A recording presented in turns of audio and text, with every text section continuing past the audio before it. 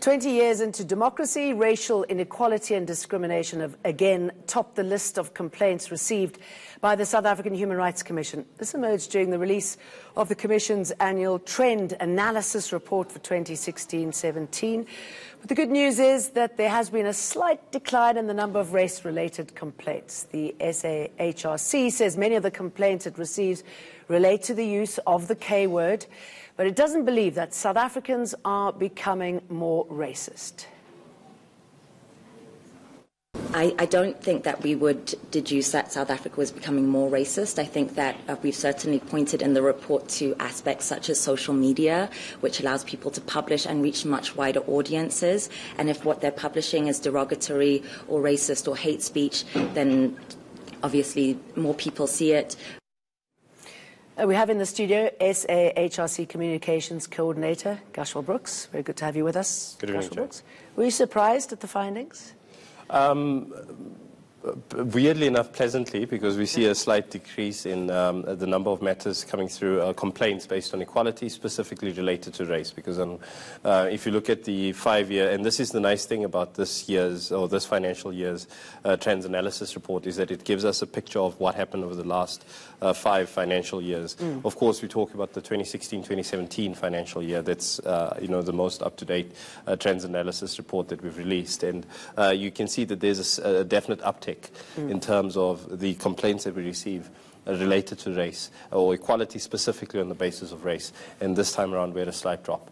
So yeah, it was a slight surprise. And how do you measure it? Because are people becoming more confident in issuing these sort of complaints? So it could seem that it's going up when actually it's going down, if you know what I mean. So, of course, that's definitely one of the issues that we've obviously also been closely monitoring, is the number of complaints that we are receiving. And what we see is that there's been a year-on-year increase as well in terms of the total number of complaints. So, comparatively speaking, a slight decrease on complaints rather based on equality, specifically on the subcategory of race, as compared to a larger number of ever increasing complaints that we receive for human rights infringements. Definitely, I wouldn't say bode well, but it is an improvement of some sort. And I think we've got to take whatever we can get in this country at the moment, right? Even those small changes. And the use of the K word, extraordinary that it's still being bandied about as frequently as it is.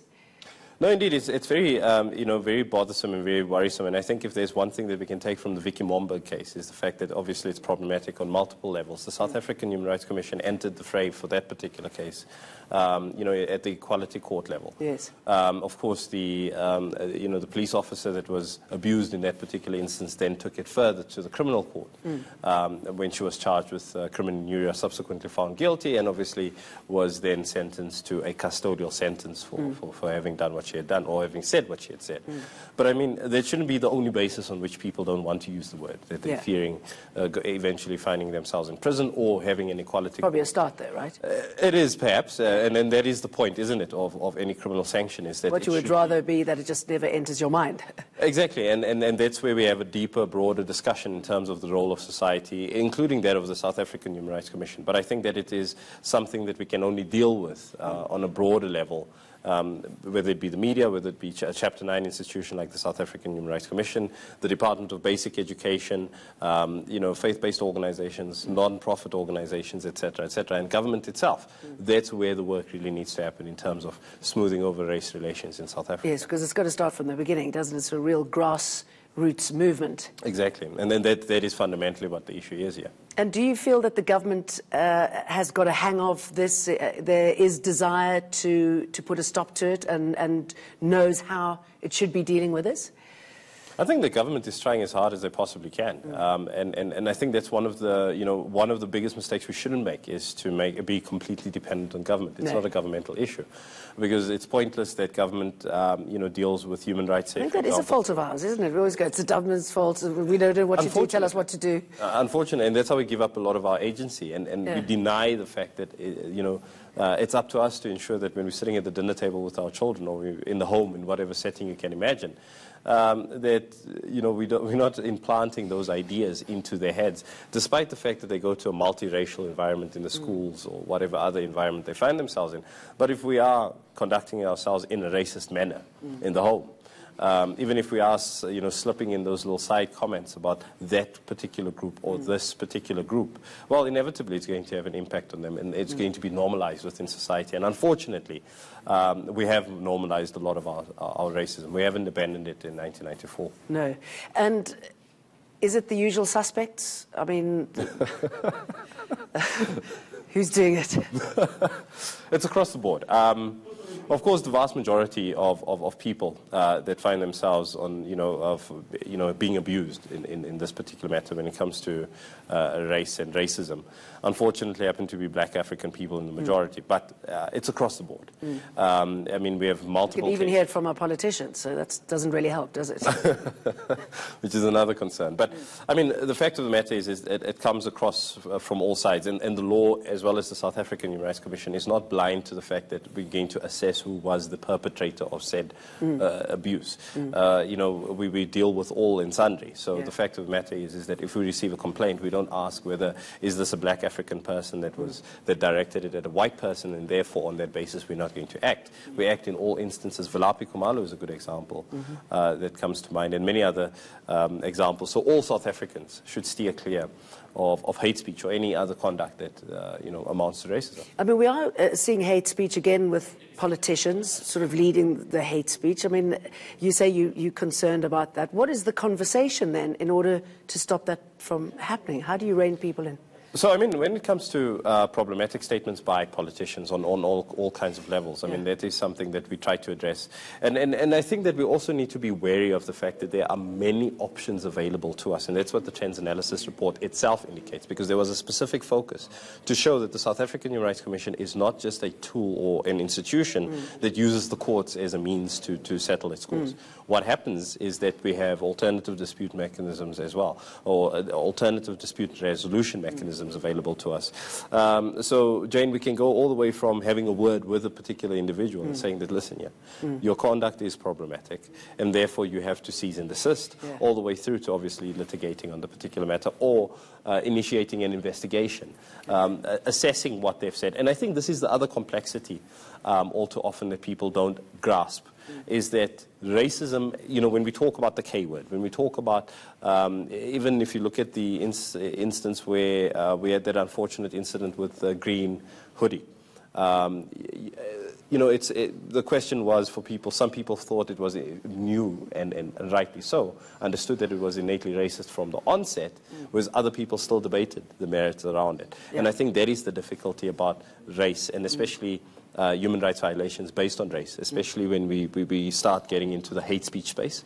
A lot of people don't quite grasp that their conduct and what they say is racist by nature. And so, I mean, as you say, you see it on so many different levels. We're seeing it in schools that should know better, to politicians, to man, woman on the street. What are your recommendations to put this kind of hate speech, this racism behind South Africans? I mean, do you have a game plan, a way forward? Well, as I said, just to put it into perspective, so the South African Human Rights Commission has a footprint nationally. We have 10 offices in total, 9 provincial offices, as well as the head office here in Johannesburg or in Braamfontein. But, I mean, it's staffed by less than 200 people. Wow. That need to service 55 million people. So it's impossible for the South African Human Rights Commission to have this big plan that's going to end racism forever going forward. The fact of the matter is we need to be able to have open and honest conversations. And let's be honest, in the public discourse at the moment, we're having a lot of difficulties. So when we have conversations around notions such as white privilege, when we have conversations around the notion of who can be racist and who can't be racist, we're not having quite sensitive, don't they? Yeah. But we're not having open discussions about these things and trying to reach some form of consensus so that we can meet, or at least compromise and meet each other midway. So that I understand that, listen, I can't just go and put, coolest monkey in the jungle on a hoodie and assume that it's, funky and cool and that's going to sell hoodies. Yeah. That I can't just call people, dehumanizing names like monkey and baboon and that they're somehow acceptable. or that after I've had a couple of, I don't know, brandies, that I'm going to start making jokes about those folks over there. Yeah. And those are the things that we really need to start teasing out. Apart from that, we also need to get to a space where we don't try to just bury the past and say that, it happened in the past and you guys need to get over it. Yeah. That we need to talk about that and sort of start healing those particular wounds. So as I said, it needs all those sectors of society, from faith-based organizations through to NGOs, to government, to us as Chapter 9 institutions. We definitely do carry a massive, massive part in that. Because and very quickly, so it's not just racism. I mean, what are the other abuses that say the top 5 that you are seeing? So offhand, I can't go immediately through the entire top 5, but I mean, the one that stands out for me are the socio-economic rights that you had mentioned as well, Section 27 rights. So that is the right to health care, the right to food, water and sanitation. And those rights are very important as well, because obviously those are the rights that give you a healthy and happy environment to thrive in. And right? what's holding that back? I mean, here, a bit of lack of money there. Yeah, it's a broad, again, we find a broad spectrum. I mean, we had the oncology crisis in KwaZulu-Natal, where we had a serious problem with people accessing cancer treatment, all the way through to individual cases where we've had deaths of children and babies in hospitals because of lack of timely treatment, maybe while the mum is in labor, all the way through to a lack of proper health care. For whatever reason, missing medication, lack of staff. Those are some of the issues, of course, at the moment, and it doesn't relate. It's obviously not reflected in this trends analysis report, but a typical example is what we have in the Vaal, where I'm originally from myself, where we have litres upon litres of raw sewage spilling into the Vaal River, and then that in turn becomes people's drinking water. And we can only imagine what are the health risks that are then attached to that. So those are typically the types of issues that we're looking at within that particular space when we talk about socio-economic rights. It's going to keep you busy. I know you've been busy today, and you're going to be busy for the rest of the night. Dr. Brooks, thank you very much. Thank you.